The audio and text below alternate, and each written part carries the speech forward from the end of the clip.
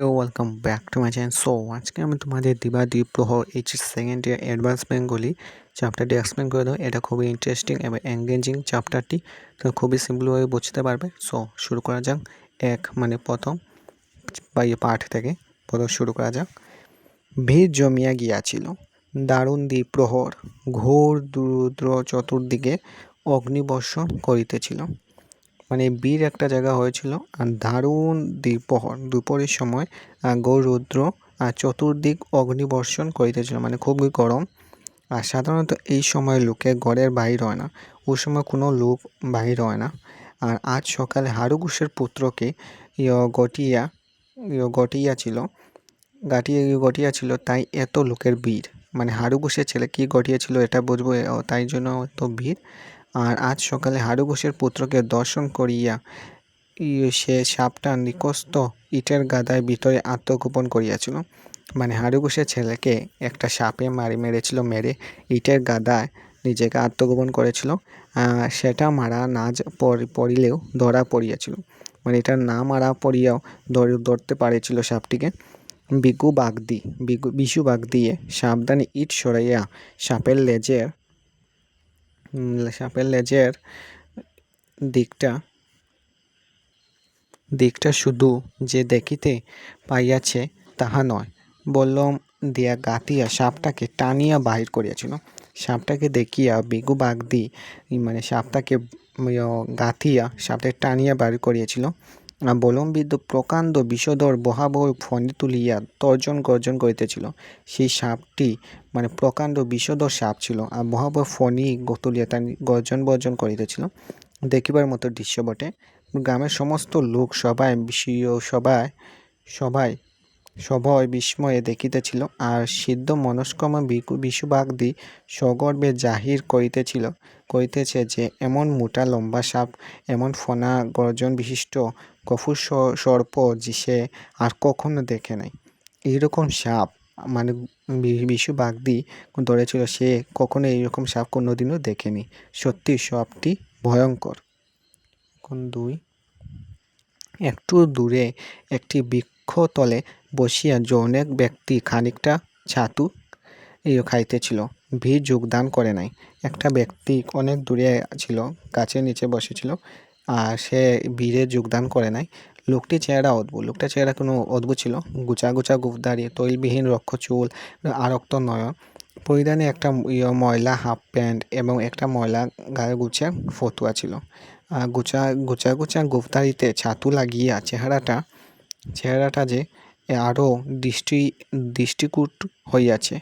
ও নিতান্ত নিরুৎসাহভাবে আপন মনে সে ভোজন করিতেছিল, কি খাচ্ছিল আপন মনে। আর এমন অবস্থায় এমন সময় ভিড়ের ভিতর হইতে একটা কলবর উঠিল। কলবরে আকৃষ্ট হইয়া জনতার দিকে সে কিছুক্ষণ বৃথকুঞ্চিত করিয়া চাহিয়া রইল। সে জনতার ভিড় যেখানে ছিল সেখানবার চাহিয়া রইল। আর তাহার পর কি মনে করিয়া একটু হাসিল এবং অবশেষে উঠিয়া বীরের দিকে অগ্রসর হইল।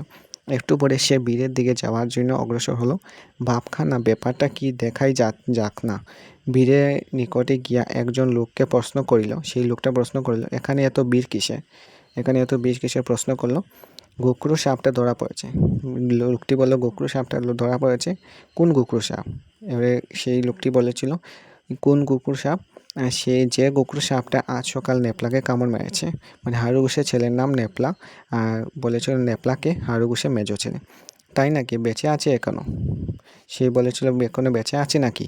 বেঁচে আছে এখনো। ডাক্তারবাবু এসে 3-4টে বাঁধন দিয়ে কেটে কুটে কী সব ওষুধপত্র লাগিয়ে দিয়েছিল। অবস্থা কিন্তু খুবই খারাপ। ডাক্তারিতে কিছুই হবে না। তোমাদের দেখিয়ে দিচ্ছি আমি। ডাক্তারিতে কিছুই হবে না। এবার বলিয়া আগন্তক সহজ সে দক্ষিণ হস্তে বৃদ্ধাঙ্গুলটি উন্নত করিয়া আন্দোলিত করিয়া লাগিল। আর বীরের লোকটি বলিল, না হইলে কি উপায় কি? বিস্ফুরিত নয়নে কিছুক্ষণে চাইয়া আগন্তক বলিল, উপায় কি? আলবুত উপায় আছে। সে বলেছিল আলবুত উপায় আছে আগন্তকে। মন্ত্রজাবর করিয়া উঠে বসবে। সে মন্ত্রজাবর করে উঠে বসবে। চালাকি নাকি? কই দেখি সাপটা কোথায়, ডাক নেপলাকে। আগন্তুক বলেছিল এটা চালাকি নাকি, সাপটা কোথায়, এমন ডাক নেপলাকে। 3 নম্বর, দেখিতে দেখিতে জনতা সাপ ছাড়িয়া আগন্তুককে লইয়া পড়িল। মানে দেখিতে দেখিতে সাপটা না দেখিয়া আগন্তুককে সবাই লইয়া পড়িল। আর দ্রুতবেগে রটিয়া গেল, এটা দ্রুতবেগে রটিয়া গেল। একজন মস্ত গুণী উজা আসিয়াছেন, সবাই গ্রামেগঞ্জে লটিয়া গেল। আর হারুঘোষকে খবর দিতে লোকটি ছুটিল, এবং খবর পাইবা মাত্র তিনি সর্বাহত পুত্রটিকে লইয়া ব্যস্তভাবে ঘটনাস্থলে আসিয়া পৌঁছেছিলেন। বিশাল জনতা রুদ্রশ্বাসে আগন্তুকের কার্যকলাপ দেখিতে লাগিল। আগন্তুক বলিল, পায়ে বাঁধন খুলো। প্রথমে পায়েরটা বাঁধন করে, যেটা ডাক্তার লাগিয়ে দিয়েছিল, তৎক্ষণাৎ পায়ের বাঁধন খুলিয়ে দেওয়া হলো জনতার হাত দ্বারা। এইভাবেই সাপটাকে ছেড়ে দাও, এবার সাপটাকে ছেড়ে দাও। আগন্তুক বলেছিল এইভাবে একবার সাপটাকে ছেড়ে দাও।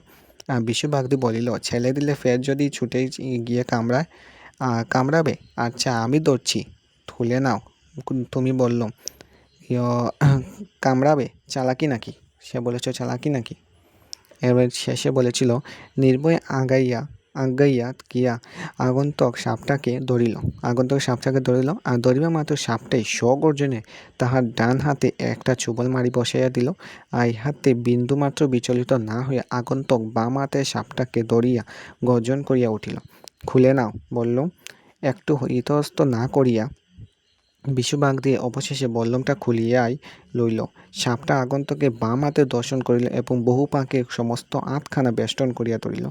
আগন্তুক সমস্ত মুখ অদ্ভুত হাসি, হাত ছাতুমাখা গোছা গোছা গোফধারী ভেদ করিয়া বিকট করিয়া একটা অট্ট হাস্য চতুর্দিক কাঁপাইয়া তুলিল।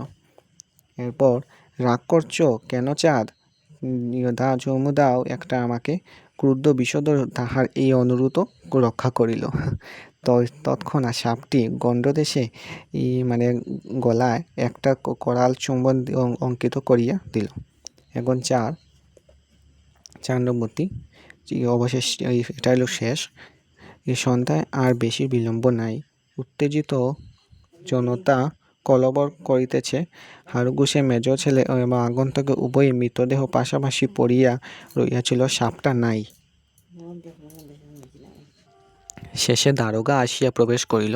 তিনি আসিয়া একটু ঝুঁকিয়া আগন্তুকের মুখটা ভাল করিয়া অনেকক্ষণ নিরীক্ষণ করিলেন। তাহার পর বলিলেন, একেই তো আমরা খুঁজছি। এরপর সরকার হারুঘোষ বলিলেন, এ কি বলুন তো? এটা একটা পাগল। পুলিশ বলেছে, দারোগা বলেছিল এটা একটা পাগল, পাগলা গারদ। মানে আগন্তুক হলো পাগল, আর পাগলা গারদ থেকে পালিয়ে গিয়েছিল, পাগলাখানা থেকে পালিয়ে গিয়েছিল। এর ধরবার জন্য চারিদিকে ফটো পাঠিয়ে হুলিয়া বার করা হইয়াছিল। বিশু বাগদির নিকটে দাঁড়াইয়া ছিল, আর তিক্ত কণ্ঠে সে বলিয়া উঠিল, পাগলা গারদ তো নয়, পাগলা নয় কে, সবাইকে ধরে পাগলা গারদে পূরণ আপনি হুজুর। ছি ছি ছি, কি কাণ্ড হলো। অন্ধকার ঘনীভূত এটা দেওয়া আছে লাস্টে। অন্ধকার ঘনীভূত হইতে জনতা ক্রমশ ছত্রভঙ্গ হইয়া পড়ি। অবশ্যই আমরা বলতে পারি এটা কোনো অন্ধবিশ্বাসে কোনোদিনও বিশ্বাস করতে নেই। সো দেখতে পাচ্ছ তোমরা অন্ধবিশ্বাসে বিশ্বাস করার পরে কি হয়েছে, আগন্তুক এবং নেপলা দুজনই মারা গেল। সো আজকের জন্য এটুকু নিয়ে আসবো তোমাদের জন্য এই ভিডিও। So by.